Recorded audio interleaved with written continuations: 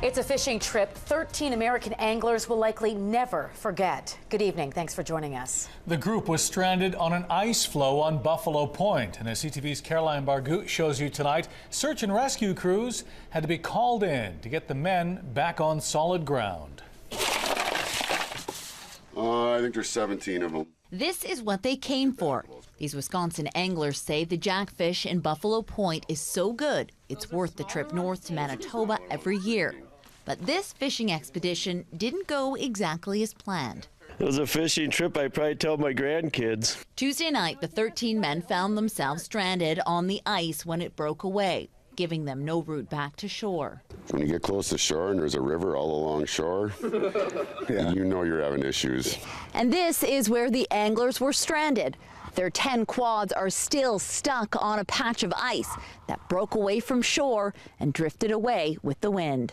We traveled down the shoreline to see if we could find a spot that had solid ice towards shore and never found any. We traveled a few miles both sides of Birch Point and there was nothing. It was wide open, like a river. The men then called Leonard Friesen back at Silver Birch Lodge to let him know what was going on. Called me, says, I think we have a situation.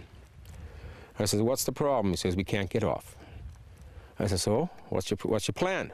Friesen says the anglers plan to spend the night on the ice floe and figure it out in the morning. But fearing for their safety, he called police instead. Very unusual. It's not something that we encounter every day. Search and rescue crews got the men back to shore, but left all their gear back on the ice.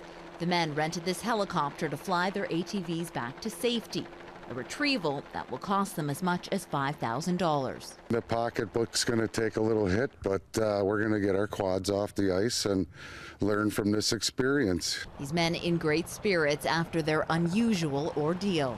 Well, we're alive, right? We're on land. We're on land. Yeah. We're on beautiful Canadian soil.